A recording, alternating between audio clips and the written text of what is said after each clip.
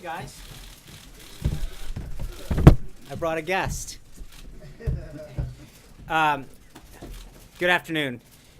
First off at the top, I want to acknowledge that there's been an additional wave of threats to Jewish community centers and Anti-Defamation League offices.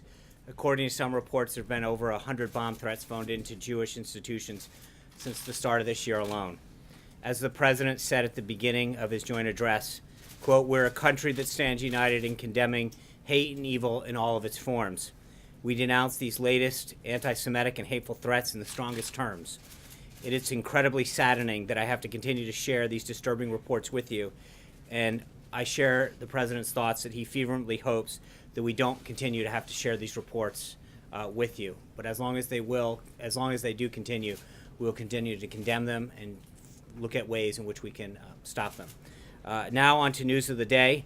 You saw President Trump yesterday continue to deliver on two of his most significant campaign promises, protecting the country against radical Islamic terrorism and repealing and replacing Obamacare with a patient-centric alternative. We talked a lot about the executive order protecting the nation from foreign terrorist entry into the United States yesterday. And so on to Obamacare. I'd like to introduce the Secretary of Health and Human Services, Dr. Tom Price, to come up and talk to you a little bit about the plan to repeal and replace Obamacare. Dr. Price. Thanks, Sean.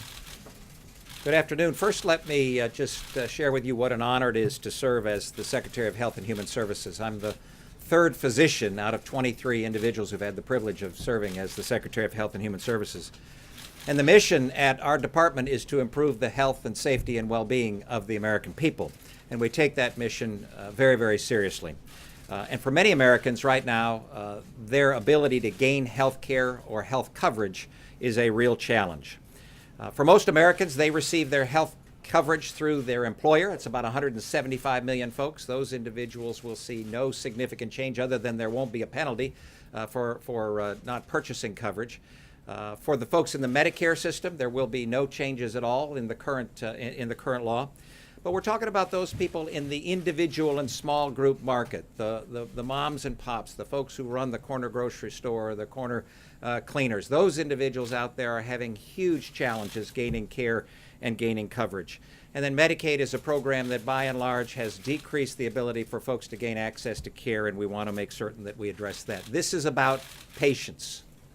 This is not about money. This is not about something else. This is about patients. And sadly, the costs are going up for those folks in the individual and small group market. The access is going down, and it's only getting worse. You know the stories. Premiums increased 25% over the last year on average. Arizona had an increase of 116%. Deductibles are going up for many, many folks. If you're a mom or a dad out there and you make $40,000, $50,000, $60,000, your deductible in this market, in that individual and small group market, oftentimes is $8,000, $10,000, $12,000 a year.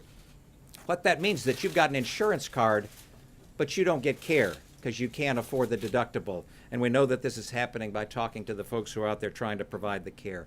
A third of the counties in the United States, 1/3 of the counties in the United States have only one insurer offering coverage on the exchange. 5 states only have one insurer offering coverage on the exchange. One insurer is not a choice. So we need to make certain that we correct that. In Tennessee this morning, it was announced that there are a number of counties that have no insurer offering coverage on the exchange. Insurers are leaving the market on the exchange. Last year, there were 232 insurers that were providing coverage, that were offering coverage on the exchange. Now there are 167. That's a loss of about 30% in 1 year alone. And all of this means that patients are not getting the care that they need. Now, the principles that we have as our guiding star are affordability. We want a system that's affordable for everybody.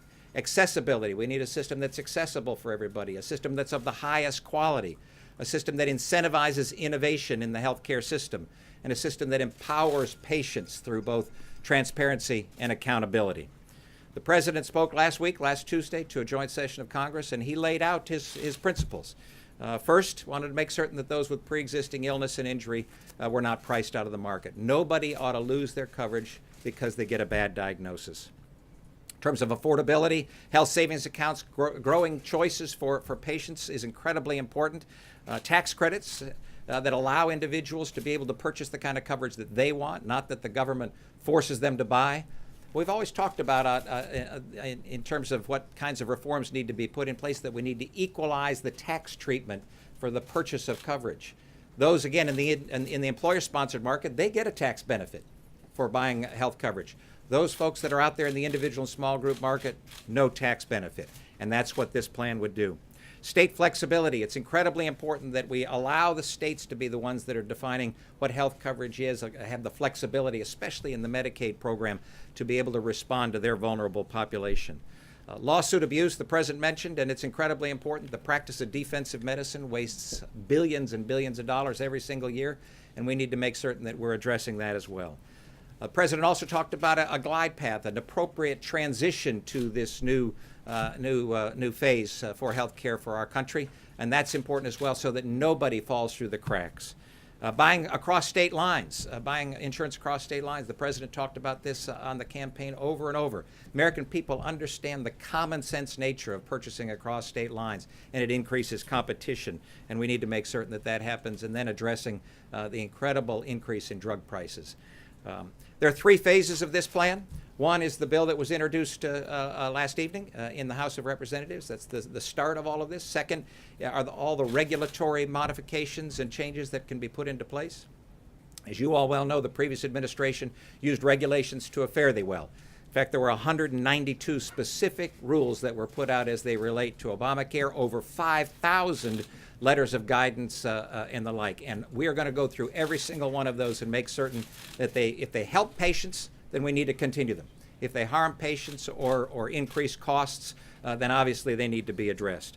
And then there's other legislation that will need to be addressed that can't be done through the reconciliation process. So the goal of all of this is patient-centered health care, where patients and families and doctors are making medical decisions and not the federal government.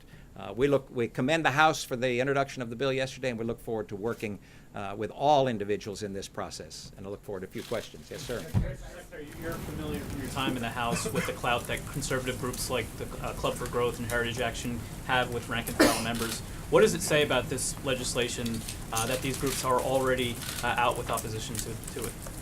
Well, I think that this is the beginning of the process, and we look forward to working with them and others to make certain that, again, we come up with that process that aligns with the principles that we've defined, that they actually adhere to or agree with as well, and that is that we need a system that's affordable for folks, a system that's accessible for individuals, that's of the highest quality, that incentivizes innovation, and that empowers patients. And so we look forward to working with them through this process. Secretary, Congressman Chaffetz said today that Americans may have to forego a new iPhone to pay for health care, and they'll have to kind of make these choices.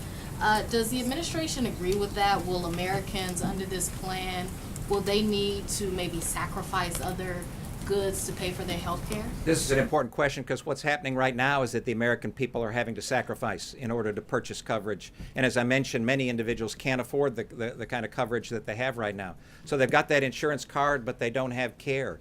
What our desire is to drive down the health care costs for everybody. And the way that you do that is to increase choices for folks, increase competition, return the regulation of health care where it ought to be, which is at the state level, not at the federal level. All of these things that taken in their aggregate will in fact decrease the cost of health care and health coverage, and that will allow folks to be able to purchase the coverage that they want. Yes, sir. Thank you, Dr. Price. I have two questions for you. First has to do with guarantees that you can make as the administration's point person on this legislation. Can you guarantee that whatever legislation emerges and makes it to the president's desk will allow individuals, if they like their doctor, they can keep their doctor? And the second guarantee is, can you also guarantee that health care premiums for individuals will come down with this new legislation? Again, a remarkably important question because, as you'll recall, the promise from the last administration was if you like your doctor, you can keep your doctor. If you like your plan, you can keep your plan. Both of those promises turned out to be not true. We think it's incredibly important for the American people to be able to select the physician and the place where they're treated themselves, that the government ought not be involved in that process. And so our goal is to absolutely to make certain that individuals have the opportunity to select their physician.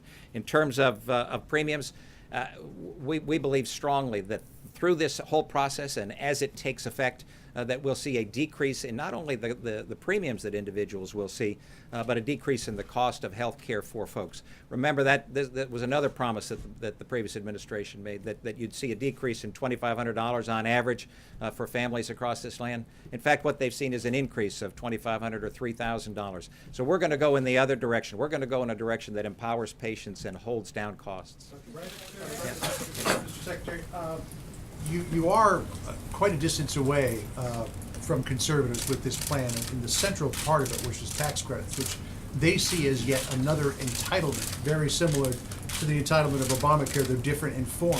How do you convince them, since it's going to take tax credits to make this work, that they need to swallow this and move forward with the bill? I mean, you're getting an awful lot of opposition on this central tenet of this whole thing. This is all about patients. And in order to provide that transition, and in order to make it so that nobody falls through the cracks, we've got to have a system that allows for individuals to gain the kind of coverage that they want. And we, conservatives and others, have said for a long, long time that we believe it's important to equalize the tax treatment for those purchasing coverage, gaining coverage through their employer, and those not. And the tax credit is the opportunity to be able to equalize that tax treatment. Folks have talked about this for many years, actually, so that there's not a distortion in the tax code for who's able to gain a benefit for being able to purchase coverage and not. Yes, ma'am. Sir, Mr. Secretary, you were talking about making sure people don't fall through the cracks. The last administration with Obamacare focused in on making sure the underserved were part of the equation. What is the safety net or the safeguard that you have to make sure, to ensure people don't fall through the cracks beyond the tax incentives, but also for the underserved, who are now many are now part of the program that weren't before prior to Obamacare? This is extremely important as well, and the current system, as you likely know, for those vulnerable in our population, especially in the Medicaid population, this is a system that's broken. You've got a third of the physicians in this country, 1/3 of the doctors in this country that would be eligible to see Medicaid patients who aren't seeing Medicaid patients right now. And it's not because they've forgotten how to take care of patients, it's because of the rules that are in place that make it too onerous or too difficult for them to see Medicaid patients. So we believe that it's important to allow states to have that flexibility to fashion the program for their vulnerable population that actually responds to that population in a way that gives them the authority, them the choices, them the opportunity to gain coverage and the care that they believe most appropriate. What if you find out that is not happening when you give it to the states? Is there some type of punishment or some type of piece that you're going to put in place to make sure that happens, that they follow through on your intent? Yeah, there's absolutely. There's accountability throughout the plan that we have that would allow for the Secretary and the Department to be certain that the individuals that we believe need to be cared for are being cared for in the state at the appropriate level. But we believe this is a partnership. This is about patience and partnership. The previous administration tended to make it about government. We believe it's about patience and partnership, and we want to partner with every single person in this land who wants to make certain that we allow the kind of choices and quality to exist. Yes, ma'am. The president tweeted earlier today, he described this bill as our wonderful new health care bill. There's been a little bit of confusion. Does this represent the administration's bill, and is there anything in this bill that the administration cannot support? This has been a work in progress. As you know, this has been going on for over a year. The work that I had the privilege of participating in when I served in the House of Representatives in the last Congress was open and transparent, and we invited folks in to give their ideas, and tens, if not hundreds of people had input into that process. This grew out of that, and over the past number of weeks we've been having conversations with folks on the Hill, in the House and in the Senate, and other stakeholders. And so this is a work product that is a result of all of that process. The President and the administration support this step in the right, what we believe is in the right direction, a step that repeals Obamacare and gets us moving in the direction of those principles that I outlined. Do you support everything Yeah. that's in that bill that's sitting on the table, sir? Do you support everything that's in the bill sitting on the table, sir? Well, this is a work in progress, and we'll work with the House and the Senate in this process. As you know, it's a legislative process that occurs. I'm glad you pointed out the bills on the table there. As you'll see, this bill right here was the bill that was introduced in 2009 and 10 by the previous administration. Notice how thick that is. Some of you will recall that I actually turned the pages and went through that piece of legislation in a YouTube. The bill on the pile on the right is the current bill, and what it means is that we are making certain that the process, that the decisions that are going to be made are not going to be made by the federal government. They're going to be made by patients and families and doctors. One last. Secretary, given the opposition that John and others have brought up here today, does this plan already need to be salvaged in your view, and how do you do it? Oh no! You know what happens with these things. You start at a starting point. People engage and they get involved in the process. Sometimes to a greater degree. Nothing focuses the mind like a bill that's currently on the table and that has a work in progress or in process. And we'll work through it. This is an important process to be had. The American people have said to their elected leaders that the Obamacare process for them gaining coverage and care is not working. That's what they've said. And so we believe it's important to respond to the American people and provide a health care system that allows for them to purchase the kind of coverage and care that they desire. Yeah. You said in your letter to the House Chairman that necessary technical and appropriate changes might need to be made for this bill to reach the President's desk. So what specific changes is the White House and the administration looking for in this bill? Well, as I mentioned, there are three different phases to this process. One is this bill, this legislation that's working through under the rules of reconciliation, which is a fancy term to mean that there are only certain things that you can do from a budgetary standpoint has to affect either spending or revenue. There are things that you can't do in this bill, and those we plan on doing across the horizon in Phase 2, which is the regulatory portion, and then in Phase 3, which is another piece of legislation that would be going through the House and the Senate with a majority, supermajority in the Senate. That process will incorporate all of the kinds of things that we believe are absolutely necessary to reconstitute that individual and small group market and to get us in a position again where patients and families and docs are making these decisions. Secretary, bearing in mind that the CBO score isn't yet, can you guarantee that this plan will not have a markedly negative impact on the deficit or result in millions of Americans losing health insurance? What I can say is that the goal and the desire, I know, of the individuals on the Hill is to make certain that this does not increase the cost to the federal government. Two elements of the bill. I have questions about how they control costs and how they help with access. The Medicaid per capita block grant to the states. How is that sort of fundamentally different from the Obamacare regime on Medicaid in terms of expanding access? And then the second point, why doesn't this bill do away with the cost-sharing community ratings regime that Obamacare has? To the per capita cap, the Medicaid, again, is a system that doesn't work for patients. You got folks out there who need care, who need to see particular physicians, who aren't able to see them. All Americans should be saddened by the situation that we have when there are patients out there that can't get the care that they need. We believe one of the keys to providing appropriate care in the Medicaid population is allowing the states to have the flexibility to address that Medicaid population. Remember, Medicaid population is four different demographic groups.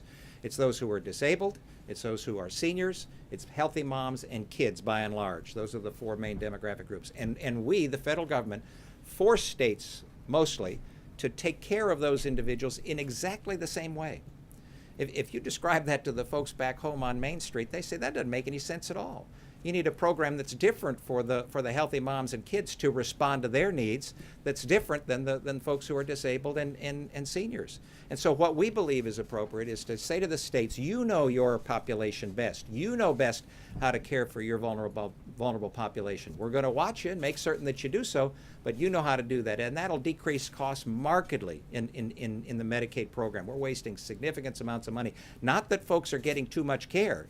We're wasting it because it's inefficient and there's significant abuse in the system. So in terms of the cost sharing, I think that the cost sharing measures are being addressed. It's important that we run through that process. This is the process where we felt the previous administration was spending money that they didn't have the authority to spend, and Congress is working through that to make certain that the rightful holders of the authority to spend money in this nation, which is the Congress of the United States, exercises that authority. Mr. Secretary, how does the White House and you feel about the label Trump Care?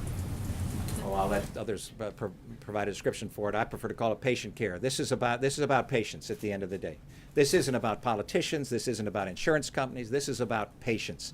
And patients in this nation, especially those in the individual and small group market. These are the folks. I had the privilege of going to Cincinnati last week with the vice president to a small business roundtable. And one of the business owners, one of the small business owners there, said he had 18 employees last year at this time. This year he has 15 employees. Not because he doesn't have the work, but because of the cost of health coverage for those individuals forced him to let 3 people go.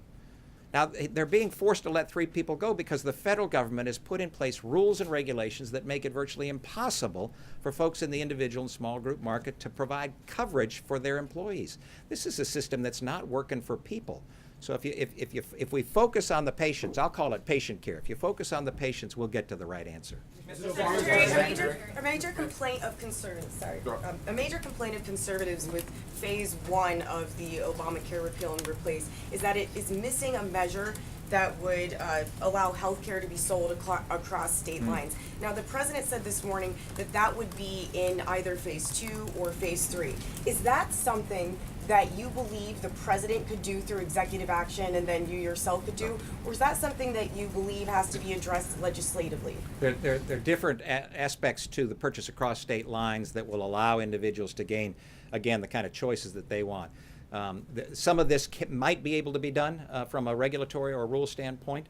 Some of it will require legislation, and that's where we're going to need the assistance of our friends on the other side of the aisle. The American people have demanded that they be able to purchase coverage across state lines, purchase coverage that they want for themselves. So whether it's through association health plans, which allows individuals who are in small business groups, like the fellow that I just mentioned, to pool together nationally to be able to purchase coverage, or whether it's mom and dad who don't gain coverage through their employer, through something called individual health pools that allows folks to pool together solely for the purpose of purchasing coverage, even though they're not otherwise economically aligned. That allows people, there are 18 million folks in that individual and small group market. That would allow those individuals to be able to purchase coverage and get the purchasing power of millions. That's huge power and authority that we want to put in the hands of people, that we want to put in the hands of patients. And some of that may, in fact, require legislation. Yes, sir. Mr. Secretary, thank you. 2 questions, but first, Congressman John Faso of New York has said that the issue of denying federal funds to Planned Parenthood should be separate from whatever health care bill finally emerges from Congress and is signed into law by the President. Is that the administration's position as well? And my second question is this: you mentioned earlier the people who had their health care plans canceled when they thought they could keep it. I believe in your state of Georgia, more than 1 million people had that experience. Will some of the plans that were canceled be able to come back under the new health care plan? Yeah, in terms of Planned Parenthood, we think it's important that the legislature work its will on this process. It's incredibly important that we not violate anybody's conscience. We want to protect the conscience provisions that exist. It's also important to appreciate that through community health centers, the bill that's being proposed right now would allow greater access for women to health care in greater numbers of facilities across this land. And they've actually proposed more money for women's health care than currently exists. So I think that they're working their best to address that issue. In terms of whether or not old plans that were available before might be available, absolutely. And we believe that the opportunity to provide a robust market, robust choices for individuals across this land will be secured. And again, that's one of the keys to bringing down the premium costs, of bringing down the cost for health coverage. So we're excited about that and look forward to that coming to pass. Mr. Secretary. If the new plan calls for repealing the revenue-generating taxes and penalties, but keeping the entitlements, how is that sustainable? Well, that's the work that somebody mentioned over here, the Congressional Budget Office score, and once the Congress receives that score, then they'll be working through that to make certain that in fact it is fiscally responsible. Imagine, if you would, however, a system where the incentives within the system are all to drive down costs, to provide greater choices and competition for folks and respond to the specific needs of patients. And in so doing, what you do is actually get a much more efficient system for the provision and the delivery of health care. It's a system we don't have right now because the previous administration felt that the federal government ought to do all of this. And we've seen what came about when the federal government does all of that. That is increasing premiums, increasing deductibles, decreasing choices. You got a card that says you've got insurance, and you walk in and you can't afford what it is that's trying to, for the doctor that's trying to take care of you. So this is not a system that's working for folks in that individual and small group market and in the exchanges. Mr. Secretary, many have complained that Obamacare resulted in higher wait times in the emergency room. Will this new bill cause that? Have you any idea on that? One of the things that the previous administration said was that they were going to be able to drive folks away from one of the most expensive areas for the provision of health care, and that is the emergency rooms. In fact, they did just the opposite. And much of that is because of, again, the rules and the regulations that they put in place. So from our perspective, we believe that if individuals are able to purchase the kind of coverage that they want, then they'll have access to the kind of doctors and other providers that they desire and won't need to be able to be seen in the emergency room. They'll already have the care. Emergency rooms ought to be for emergencies, not for the standard care that individuals tend to receive right now. So we believe that if you put in place the right system, then emergency rooms and the emergency physicians will be able to have the opportunity to care for those individuals that appropriately present to their department. Mr. Secretary, I'm interested in following up on your comment that it's important that no one vote on anything that violates their conscience. Federal funding already can't be used for abortions, but are you saying the administration has a position on provision of birth control at these community health centers? And secondly, is the administration looking to actively withhold funding to Planned Parenthood if they continue to provide abortions, as has been reported? Yeah, we're working through all of those issues. As you know, many of those were through the rulemaking process, and we're working through that. So that's not a part of this piece of legislation right here. Have a view on provision of birth control and access to it when you're talking about women's health care, which you brought up and saying you wanted to expand more community funding? Yeah, what we're doing, as I say, is working through the rules and the regulations to see where the previous administration was, see how they did it, and whether or not it needs to be addressed, with the understanding that what we believe is important when we look at the rules and regulations is to define whether or not that rule or regulation actually helps patients and decreases costs, or harms patients and increases cost. If it does the latter, then we need to do away with it. If it does the former, then we ought to accentuate it. What was the issue of conscience you were talking about? What was the issue of conscience you were talking about then? To make certain that individuals in the market are not forced to do things that violate their conscience. Yes, sir. Secretary, thank you, sir. Common people and the small businesses have been waiting for this new bill under President Trump. So any message, sir, for them?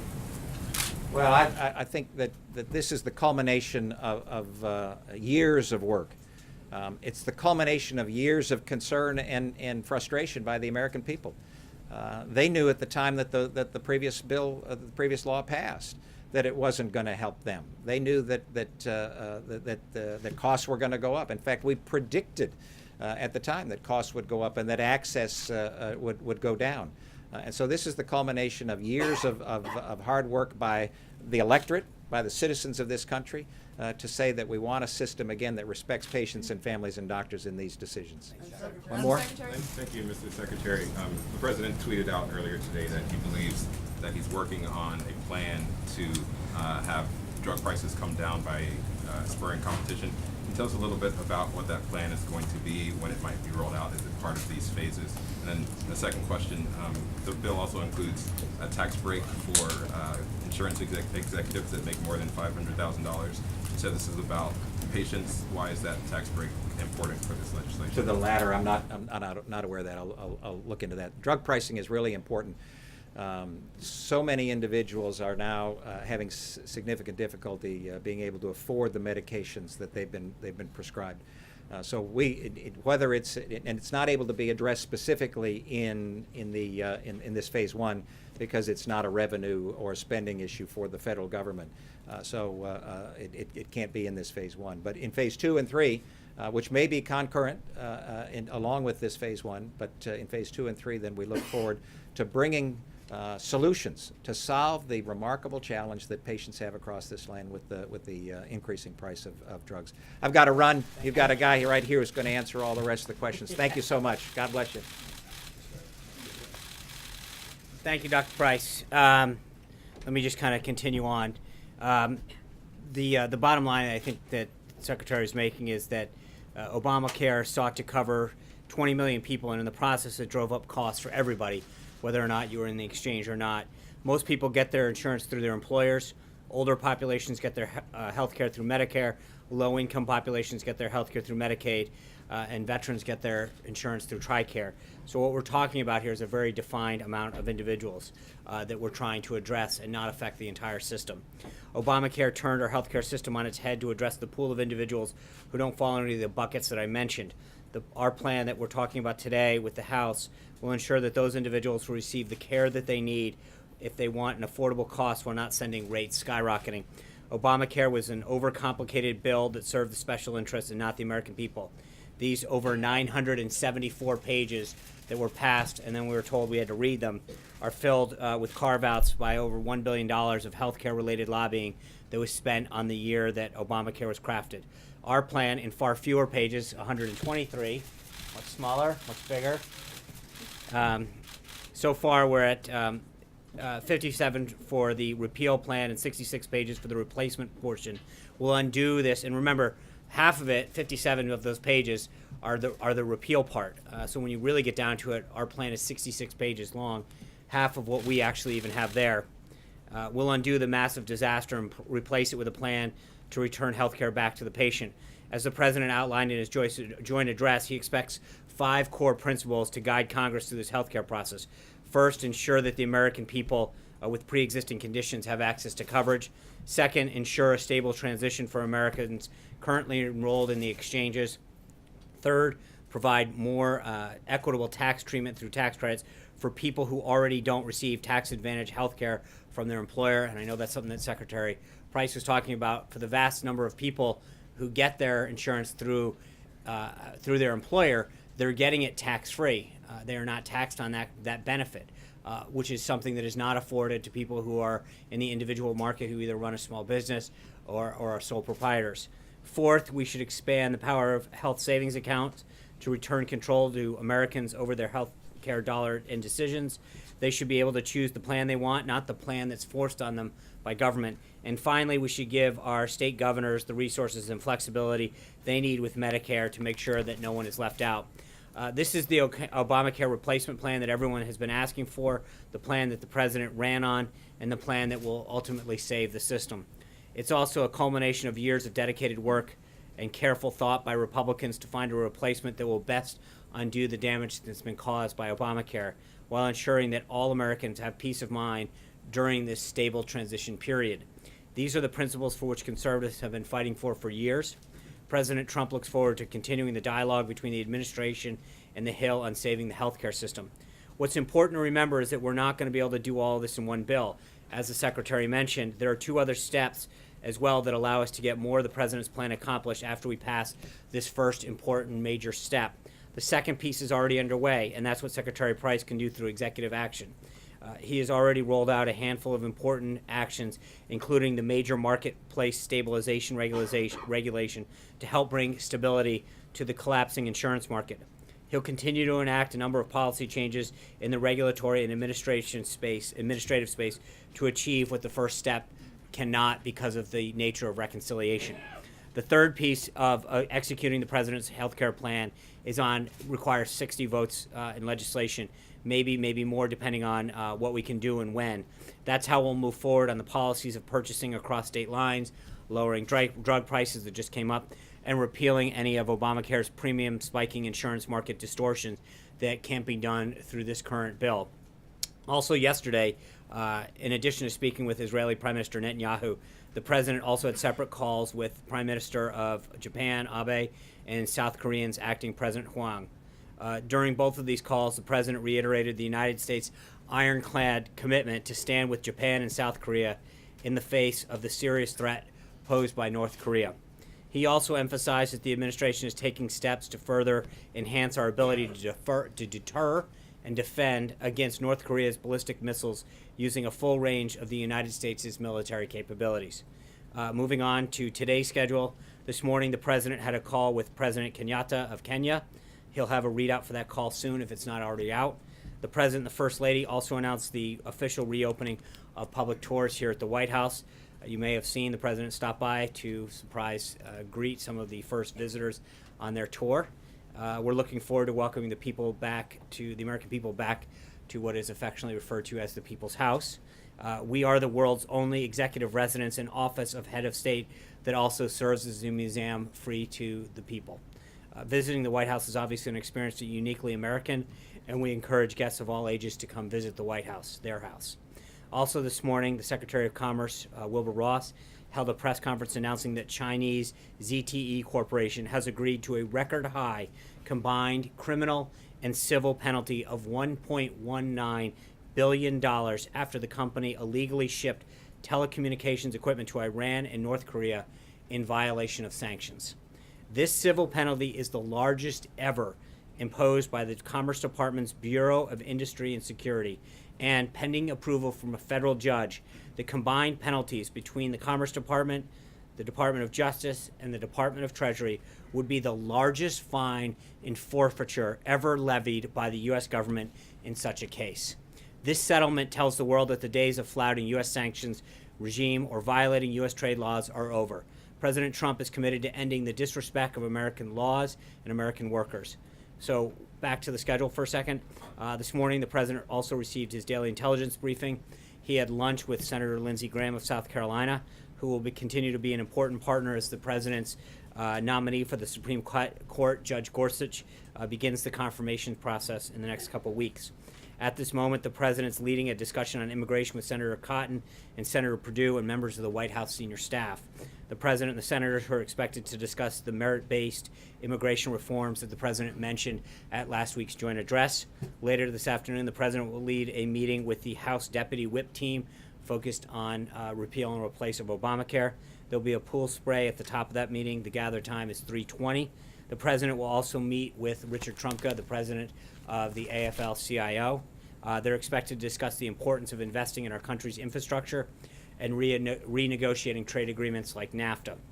There'll also be a pool spray at the top of that meeting, and we'll have further details on it. This evening, the President will visit with a group of Boy Scouts who are in Washington to participate in a near-century-old tradition of sharing Scouting's achievement with key government officials. Looking ahead, I want to let you know that the President will be welcoming at least 2 foreign leaders in the coming weeks, and I expect additional announcements of additional leaders later. But first, next week, Chancellor Merkel of Germany will visit the White House, and the following week, the President will welcome Prime Minister al-Abadi of Iraq. With that, I'll kick it off with your questions. Jonathan Carl. Hey, Sean, it's been a full... Jonathan. Thank you. Sean, it's been a You're out of practice. No, it's been a full 3 days since the President said that President Obama had his wires tapped, his phones tapped at Trump Tower. In those 3 days, has the White House come up with any evidence whatsoever to prove that allegation? Yeah, I addressed this multiple times yesterday. I think the President, we put out a statement on Sunday saying that we would have no further comment, and we were asking the House and the Senate Intelligence Committees to look into this concern and report back. Can't the President just ask the FBI director to Well, I think Has he asked him? No, the President has not, and I think that we've gone back and forth with you guys when I think there is clearly a role that Congress can play in its oversight capabilities. They made it very clear that they have the staff, the resources, and the process. I think that's the appropriate place for this to handle. I think if we were to start to get involved, you would then write stories about how we were getting involved.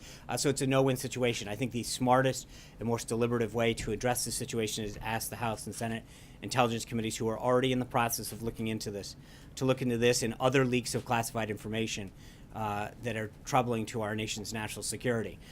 So, as the President said in the statement on Sunday, we believe that investigation, as well as the investigation of other classified leaks and other important information that threatens our national security, be looked into by the House and Senate Intelligence Committees, and then we encourage them to report back. Do you believe that President Obama ordered something like this? I get that that's a cute question to ask. My job is to represent the President and to talk about what he's doing and what he wants, and he has made very clear what his what his goal is, what he would like to have happen. And so I'll leave it at that. I think we've tried to play this game before. I'm not here to speak for myself. I'm here to speak for the President of the United States and our government. Zeke. Thanks, Sean. 2 questions for you. One following up on what Secretary Price said earlier. He was asked by John about whether the administration was willing to make for the American people right now who like their doctor or like their health insurance plan, is the White House willing to make a commitment to them today that when this replacement bill is passed, if it passes, that they will at the end of that be able to keep their doctor and keep their health care plan? And secondly, just changing gears radically onto China overnight issued some strong rhetoric and promising consequences for the deployment of the THAAD missile system to South Korea. If you could respond to that. So on the first piece, I think, look, one of the things that's important to understand about this process that's very different from when the Democrats did it. You recall then Speaker Pelosi said you're going to have to read the bill to know what's in it. I think there's a big difference. This is the bill. It's right here. It's on the website. We're going through regular order. If you go to the House of Representatives website, Speaker Paul Ryan's website, it's listed. Everybody can read it, and it's going to go through what they call regular order. We're not jamming this down anybody's throat. It's going to go through a committee process. All parties involved, all representatives in the House will be able to have input into it. I think that's the way to conduct this process, is to do it to allow people to watch the process happen in the committees, allow members of Congress to have their input in it, to make amendments, to see that we get the best bill that achieves the goal for the American people. When it was done the last time, it was jammed down people's throat. And look what happened. You had 974 pages that people struggled to read afterwards and figure out what had just gotten passed, and the consequences were frankly devastating. So to your point about keeping your doctor, in a lot of cases you've lost your doctor for a couple reasons. One, they may not participate in the plan. They may not take insurance at all anymore. Two, they may not take Medicaid. Or three, they may not take Medicaid. And the list goes on about why they might not be there. Or your plan, the plan that you got, is no longer accessible. As the Secretary mentioned, 1/3 of all counties in the United States no longer take Medicaid, have only one plan that you can choose from. So it's a fact right now that in most cases, you have no choice. In many cases, you've lost that ability. Our goal is to actually add more choice and more competition. Right now, the government tells you you must have this plan or you will pay a penalty. And within this plan, here's what you have to have. We've lost the element of choice and competition in healthcare. And by bringing all of that back, I think there's a higher degree of likelihood that you're going to get the plan that you want and you're going to get the doctor you want, because it'll be your choice, not the government's choice. And that's a big, big difference. This plan was jammed down everybody's throat. And the consequences took their plans away, it took their doctors away, and it drove up costs. This plan allows more competition, more people to enter it, and the American people and patients to make a decision on what plan they want. If they have a plan and a doctor they like, then they're going to choose a plan that allows them to continue with that doctor. But there's going to be more competition and more choice, not less. And that's frankly what you have now. With respect to China, I think I addressed this yesterday. We stand shoulder to shoulder with Japan and South Korea in doing what we can to protect that region in particular from an attack from North Korea. We understand the situation, and we continue to work with them. As I mentioned, the President spoke to both leaders yesterday. We provided a readout of those calls. But we obviously understand the concerns of China, but this is a national security issue for them. Hunter. Thank you, Sean. How concerned is the president with the situation between North Korea and Malaysia right now? Well, as I've said, I think we're very well aware of what's going on in the region. The president obviously had a conversation with, in particular, the acting president of South Korea last night, and with respect to what's going on there. And again, I'll refer that to the National Security Committee to give you further. Cheryl Bolden. Cheryl. I know. I'm sorry, I forgot you yesterday. I appreciate it. So two then questions. One on health care. If the CBO scores this bill and it does not provide the amount of coverage that the Affordable Care Act did, will the president still support it? Well, I'm not going to get ahead of, I mean, like Secretary Price mentioned this, let's not get ahead of the CBO going through this. But I think, as I mentioned to Zeke, I mean, one of the things that's important to understand, this bill has to be done in the phases that it has to address the repeal part of it and the replace part of it. There are only certain things that we can do through reconciliation, and then there's the regulatory piece that we can do through action that the Secretary is empowered to do, frankly, under Obamacare. And then third is an additional piece of legislation that addresses things. But there are cost-saving measures that in competition aspects of this that have to be included in phase 2 or 3 because they are not allowed in the reconciliation bill because of the nature of how reconciliation works on Capitol Hill. So I think that one of the things that we have to understand is that how that score comes out from the Congressional Budget Office will depend on whether they look at it specifically with just a phase 1 or whether they look at it in its totality. But I'm confident that if you look at what's going on right now, Cheryl, it's unsustainable. I mean, premiums in state after state, as Dr. Price mentioned, they're up 25% on average. Arizona's 116%. I think, Oklahoma's in the 50s. Minnesota's in the 40s. I mean, this is unsustainable for a family to continue to pay the premiums that they have, and for individuals, small business owners, et cetera. So the question is, can we allow people to go on this trajectory where more and more of their paycheck is getting eaten up in a plan that's frankly not giving them choice, doctors, or plans that they want? This plan, I think, clearly achieves those goals a lot better. It gets the cost containment down, it gets price control under, and it allows doctors and plans to re-engage in the marketplace as they were prior to this. And I think that is a major aspect. Go ahead. Hold on. Wait a second, Cheryl I get waited. to. Thank you. From yesterday, I had a nominations question. Is there something that's preventing the White House from submitting the nominations of Sonny Perdue for Agriculture and Alex Acosta for Labor? I believe Alex Acosta was sent up to the Hill earlier today. We should have an announcement officially out, so sometimes there's a little bit of a lag. I apologize between my office but that one's up, and I'll check on Sonny Perdue. I think some of it's just in coordination with the Senate, so pardon my time. Trey. Thanks, John. I have two questions for you. First, will the president offer a correction to his tweet this morning that states that 122 prisoners were released from Gitmo by the Obama administration and then returned to the battlefield? You can take that first. Yeah, I mean, obviously the president meant in totality the number that had been released on the battlefield, that have been released from Gitmo since individuals have been released. So that is correct. Then my second question, is the White House concerned about this new information that came out in WikiLeaks today that U.S. intelligence agencies are potentially purposely providing vulnerabilities to tech products here in the United States? I'm not going to comment on that. I think obviously that's something that has not been fully evaluated, and if it was, I would not comment from here on that. Kevin. Sorry. Yeah, Sean, I was going to ask about branding. The president in the past has put his name on buildings and different products. When it comes to healthcare, does the White House feel that the bill being presented today should be known as Trump Care from here on out? I know it was asked to the secretary. And at what point do you think that the transition should go away from Obamacare to the new administration? Well, as soon as it's repealed, we can get rid of that.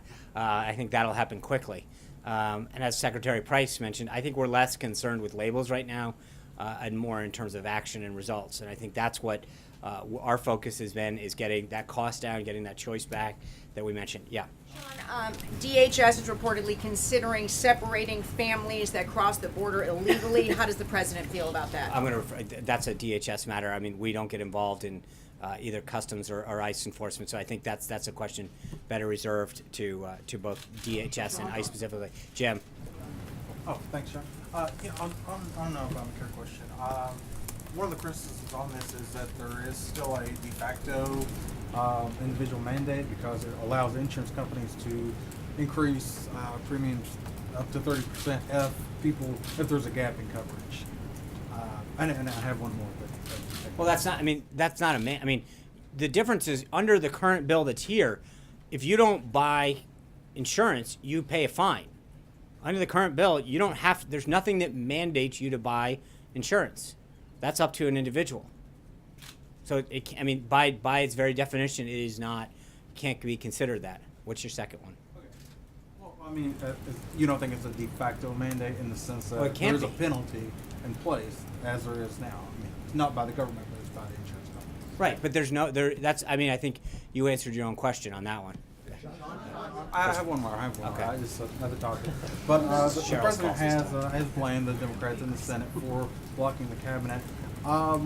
Last Thursday, the Republicans actually called a recess early. Previously adjourned on Thursday early. Previously, they called a recess the week before. Does the president have any plans to call for the Senate to remain in session and Congress stay in session until they approve the nominees and maybe even also repeal Obamacare? This isn't a Republican issue. I mean, it's not Republicans that are playing beat the clock on a lot of these nominees. We've discussed this since the transition time. I mean, there were several nominees that, frankly, weren't even considered controversial by the standards of Senate Democratic leadership, and yet have been held up over and over again. I don't think that's a very different scenario than going back and being with constituents, which was on the Senate schedule. So I don't think that's a synonymous thing. Do we have Michael Medved ready to go on for our Skype question? Michael. Yes, hello. Sean, thank you very much. Obviously, today there was a big emphasis on Obamacare, which is profoundly important to the American people. But it seems that too often in the last several weeks, the administration has gotten distracted and media have gotten distracted by talk of wiretapping at Trump Tower, or the president calling his predecessor a bad and sick guy, or criticizing the ratings of Celebrity Apprentice. Do you think the White House could do a better job of focusing on the issues that really matter, the reforms that matter to the American people, rather than getting distracted to these subsidiary conflicts as we move forward into the coming months? Thanks, Michael. Respectfully, I would say that we have been focused. We're here talking about Obamacare and the need to drive down the cost and access for health care for every American. I think that's a pretty significant thing to be focused on. Yesterday, we were talking about the president's effort to continue to keep the nation safe, to make sure that people aren't coming into the country who aren't here for peaceful purposes. The president's talked to almost 50 world leaders. He's had 30 plus executive actions on all sorts of stuff, from regulatory aspects to things that'll create more jobs. I think that's a fairly focused effort. That being said, I think, look, whether it was candidate Trump, President-elect Trump, or now President Trump, the president has always made it very clear that one, or not he made it clear, but I think the voters made it clear that one of the things that they appreciate about him is his ability to be authentic and to speak very forcefully and very directly with the American people. And that's an aspect that I think was central to why he was elected, is because he's not a canned politician that's going to give the same state answers over and over again. Sarah. Question, conservatives have started to call this Obamacare light. President Trump has promised to fully repeal Obamacare, but this bill leaves a lot of the structure of Obamacare intact. If this is the policy that passes, is President Trump confident in the future he can say that he fully repealed Obamacare? Yeah, absolutely. As I mentioned, the first half of the bill that we put forward repeals it. There are three things. Each phase that we've talked about, phase 1, phase 2, and phase 3, there's a repeal and replace aspect in each one. But Republicans and conservatives have been talking about added competition and driving costs down for decades now, selling across state lines, small business pooling. All of those things have been part of conservative plans for a long time. And I think instilling that competition in it, allowing more access. I think there's a big difference. There is no, we have, for the longest time, if you're a conservative, you think about this right now, that you have anyone who has an employer-based, their job comes from an employer that gives them health care. They're getting a subsidy. They're getting a credit. They don't pay taxes on their health care, and their employer doesn't either. That's a huge disadvantage to anyone who's a sole proprietor or owns a small business. And so, frankly, to allow the playing field to be leveled, and allow small businesses, which are frankly the job creators in this country, to allow entrepreneurs and self-starters to get the same tax treatment that a Fortune 500 company gets you, is a very conservative principle. And again, I think, look, one of the things that's important, Sarah, is for all of the people who have concerns about this, especially on the right, look at the size. This is the Democrats. This is us. There is, you can't get any clearer in terms of this is government, This is not. And I think that part of the reason the visual is important is that when you actually look at the difference, you realize this is what big government does. It crowds out competition, it drives up prices, it stifles entrepreneurship and innovation, doctors leaving the markets, more and more people not taking Medicaid or TRICARE. That should concern people. When you've got veterans that can't, because most of the time Medicaid and TRICARE are tied together. So when you have those systems not accepted by doctors, that means the lowest of the people on the low income scale and people who have served our country have fewer and fewer choices. That alone should be a problem and concerning for many people.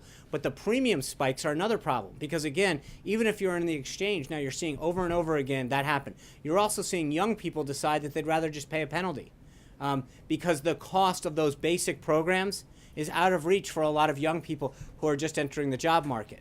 But again, I think the greatest illustration of the differences in the approaches is that size. Our bill, which is a tenth of the size, does repeal and replace in what their bill just did in massive government bureaucracy. And that is a big difference. Jim. Just want to ask you, I mean, you had the Health and Human Services Secretary out here. You just talked about this is the Republican bill, this is the Democrat bill. Is that the president's bill? Is that his health care bill? That is a bill that we have worked with Congress. We feel very good about where it is. We are looking forward, as I mentioned earlier, the president's meeting with the WHIP team to encourage them to support it and to build it out. I don't think, and I'm not trying to be cute here, but I think it's not his bill or their bill. It's a bill that we have worked on with them together. We're very proud of where it stands now. The big difference, Jim, is that unlike before, as I mentioned, when the Democrats jammed it down people's throat and said, waited to get that 60th vote before with Senator Kennedy still around, and then basically said, literally, you will have to wait and see what it looks like before we passed it. We not only posted it out there for everybody to look at, but by sending it through regular order, not just putting up for a House vote, but sending it through the committee process, allows Republicans, Democrats, and independents alike to offer up amendments and suggestions, and the House will work its will. Now, we will continue to give guidance and thoughts and suggestions, but I think the president's core principles are what's going to guide us as we head through the Hill and then the House and then to the Senate. And just one quick follow-up on Jonathan Karl's question, because the president made a very serious allegation over the weekend, and I think we would all be remiss if we went through this briefing and not try to get you on camera to at least offer us some evidence. Where is the evidence? Where is the proof that President Obama bugged President Trump? Well, I answered this question yesterday on camera on your air. So just so we're clear, I know this is now will be twice, but I think I made it clear yesterday. But since yesterday, nothing is has there any changed. new proof? No, Is there any new evidence? it's not a question of new proof or less proof or whatever. It's the answer is the same, and I think that that there is a concern about what happened in the 2016 election. The House and Senate Intelligence Committees have the staff and the capabilities and the processes in place to look at this in a way that's objective, and that's where it should be done. And frankly, if you've seen the response from, especially on the House side, but as well as the Senate, they welcome this. And so let's let the Senate do their job, and the House, Intelligence Committees, and then report back to the American people. Will the president withdraw the accusation? Does he have any? Why would he withdraw it until it's adjudicated? That's what we're asking. Is for them to look at this and see if there is about raising this accusation. Absolutely not. And I think that what he wants them to do is to look into wiretapping, other surveillance, and again, as I mentioned before, the other leaks that are threatening our national security. You're seeing the leaks happen over and over again that come out throughout the administration, throughout government, that undermine national security. And I think the appropriate thing to do is to ask the House and the Senate to look into it. Glenn Thrush. Sean, so to follow up on the follow-up, in terms of, you were given an opportunity on air to say whether or not the president still supported Director Comey. Does the president support Director Comey? And then a quick follow-up. I have no reason to believe he doesn't. He has not suggested that to me. So now to the non-follow-up to the... Have you seen any evidence yourself? Has the evidence been shared with you or other members, senior members of the president's staff, as to why he made this particular accusation? As far as me, no, I'm not in a position that would be regularly part of my daily duties for the president to sit down and go through that. That's probably a level above my pay grade. But as I've mentioned, I think the president believes that the appropriate place for this to be adjudicated is for the House and Senate Intelligence Committees to have the clearances, the staff, the processes to go through this, look at it, and report back. Yeah. Did he share it with? I'm not going to get it. Look, as the president made very clear, Glenn. I'm not going to, as the president said in the statement that he issued on Sunday, we're not going to have further comment on this until this matter is resolved. Yes. Two quick questions. So just to follow up on the follow-up, so does the White House feel that it's appropriate? You say that you want it to be adjudicated by the congressional committees, right. But the president made declarative statements right. on Twitter. So I guess is the White House position that the president can make declarative statements about a former president basically committing a crime, and then the congressional committee should look into that and basically prove it? I mean, well, I no, guess it's not a question. No, but I would take issue with. It's not a question of prove it. I think, as I said now 5 times to the follow-up, that it's not a question of prove it. It's that they have the resources and the clearances and the staff to fully and thoroughly and comprehensively investigate this, and then issue a report as to what their findings are. So, but President Trump's Twitter statement shouldn't be taken at face value about what. Sure, it should. Of course, I mean, why? No, there's nothing. As I mentioned to Jim, it's not that he's walking anything back or regretting. He's just saying that they have the appropriate venue and capabilities to review this. Margaret, I'm sorry. On the Obamacare replacement, so you've said that it'll be in phases and that you're going to need additional legislation. So just to clarify, are the cost savings that you guys are projecting, is that dependent on phase 3 on the national competition plan? Because yeah, well, if it's not dependent. I think that in order to see it fully come to fruition, yeah, you have to see all parts of it. But the way that it was passed doesn't allow for the way that it was passed is almost the same way that we're going through this now, which is they passed certain things, then the Secretary of Health and Human Services at the time was granted significant regulatory authority that allowed her to do certain things at the time to implement pieces of Obamacare that we now have to act backwards and go almost in the same steps to do what they did to lay it out. We've got to repeal it, and then we've got to replace it with the plan that's going to do the same. Certain things can be done in the same way and certain things can't. It literally depends on how that was done. John Frederick. Sean, in the replacement plan, it says that the states that accepted the Medicare expansion money would continue to be funded. So what is the message you have to Republican state legislators that thought they were fiscally responsible in rejecting Medicaid expansion in their states, and now they didn't get the federal dollars on either end?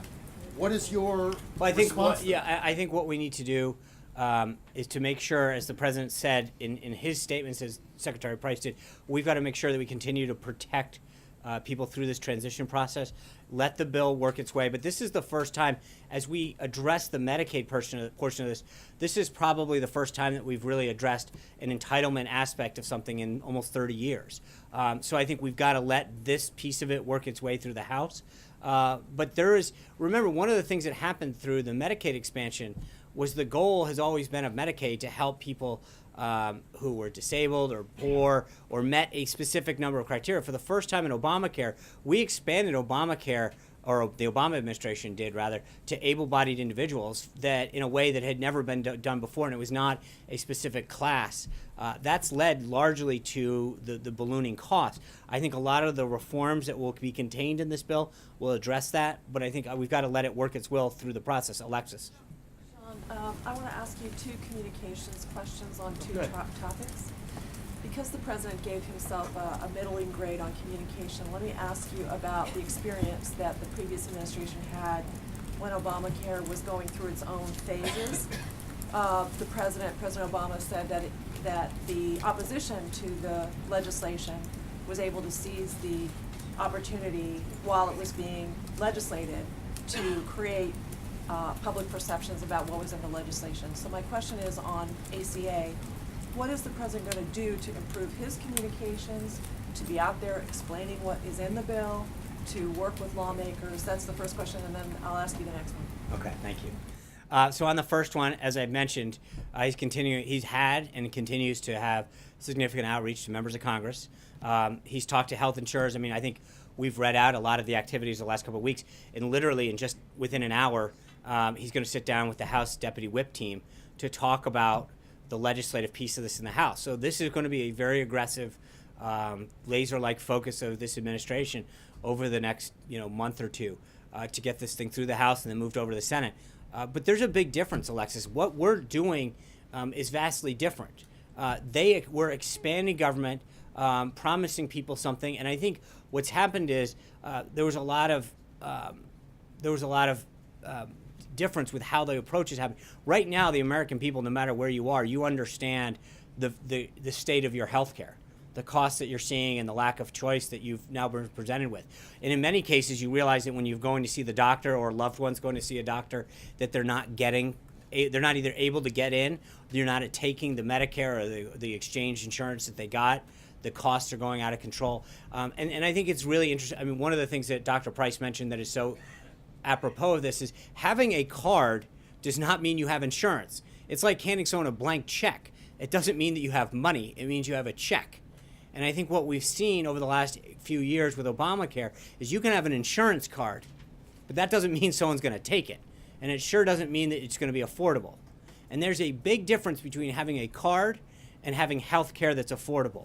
And that's the difference that we're trying to solve right now. And I think, so when it comes to communication, I think one of the things that's really helpful is that part of the sell is done for us. The American people understand the state of their health care. They understand how much they're paying for. They've gone to see a doctor or gone to a hospital or had a notice from their carrier saying, we are no longer part of this. Or their employer says, hey, whatever your particular carrier is, is no longer available. We're switching you into this.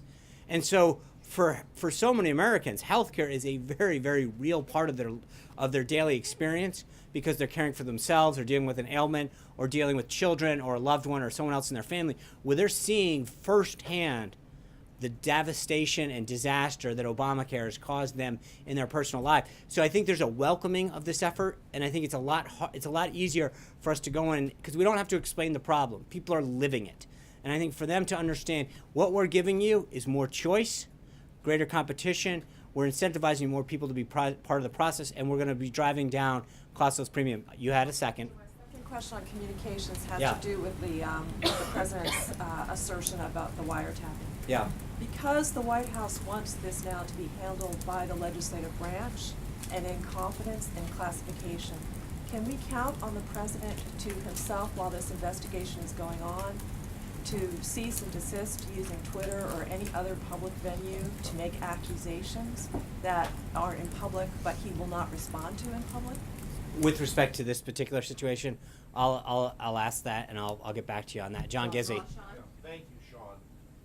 Just getting back to the question about if one likes his or her health care, they can keep it.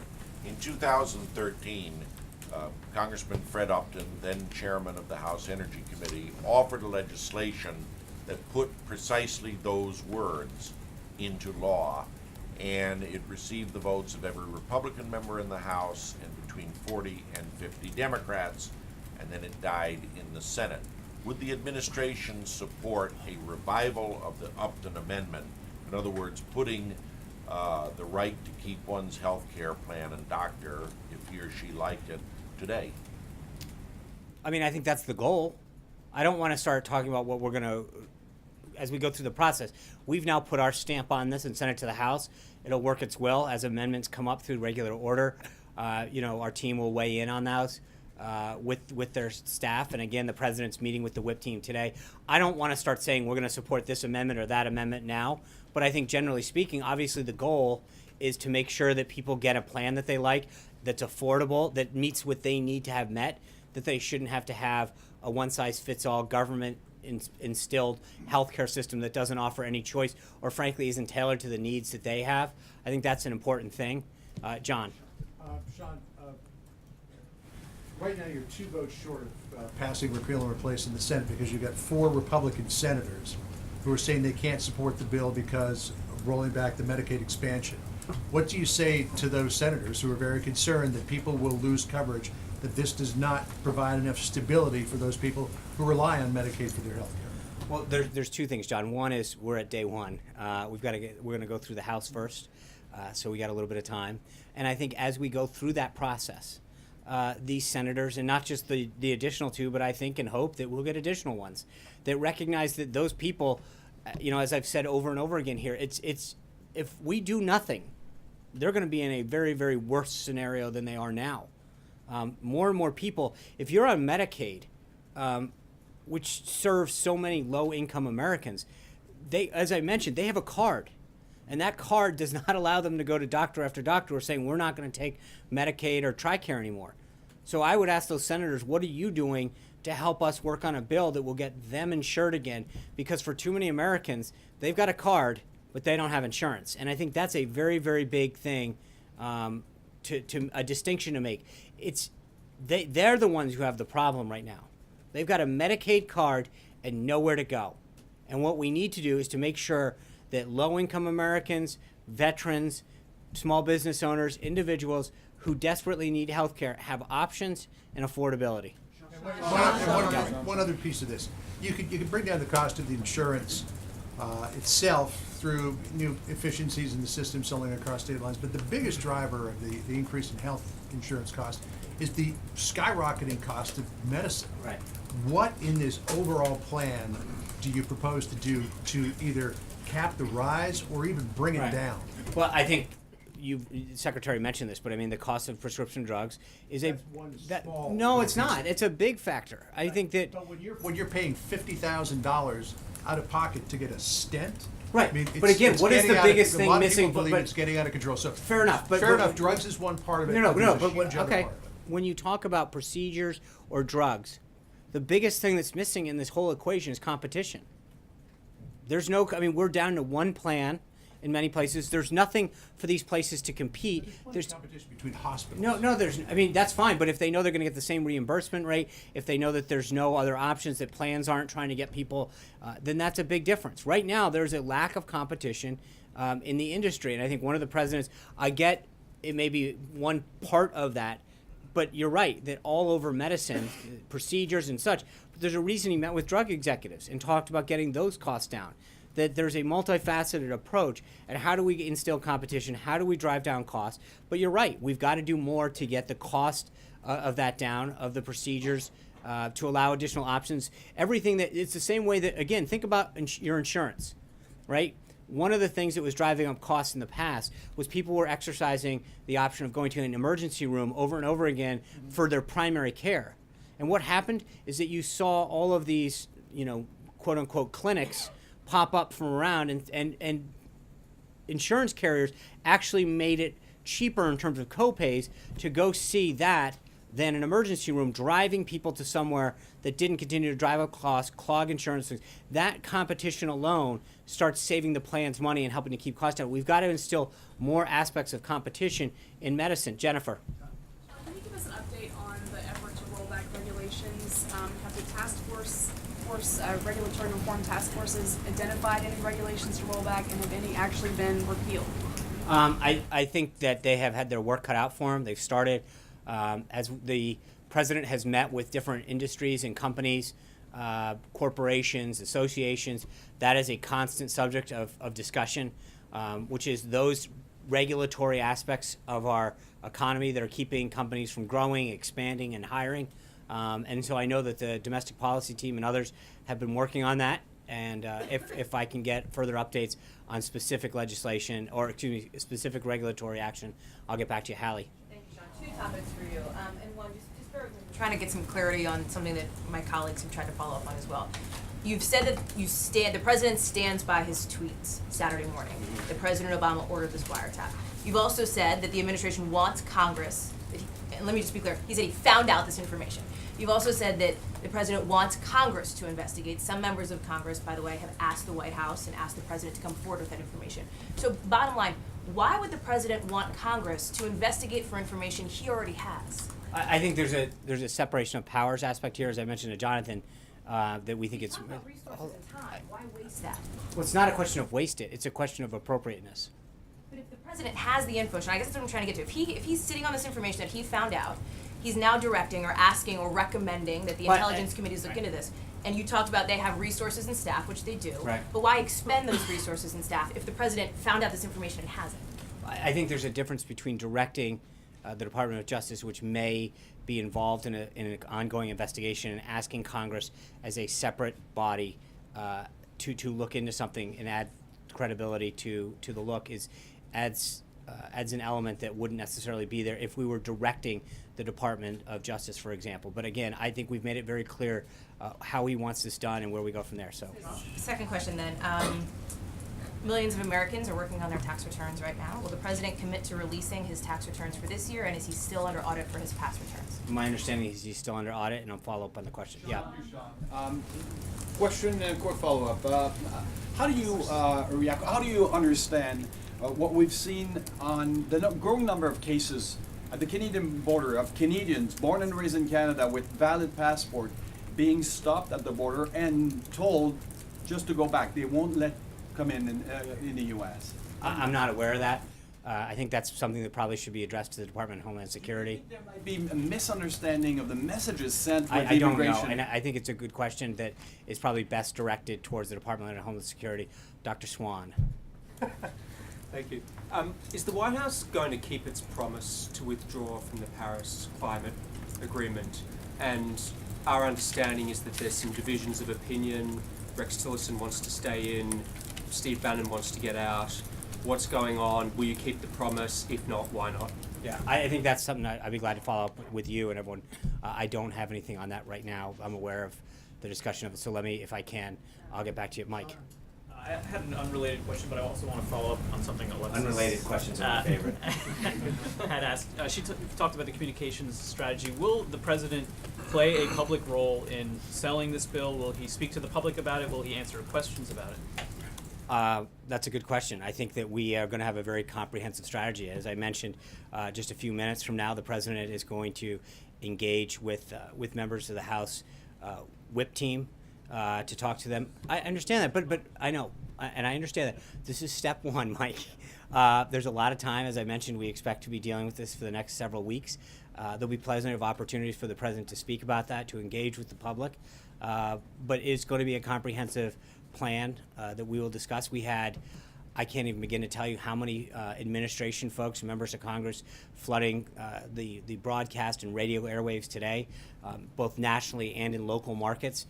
We were very, very active throughout the country, getting out the word on what we're doing and why we're doing it, from national broadcast shows to cable to TV, to radio. We had a very, very aggressive start to this effort. We're working with the House in particular. We'll continue to start really engaging with the Senate. But this is going to be a comprehensive effort, working with the House and the Senate to get this thing done, and other partners, doctors and outside groups that share this concern.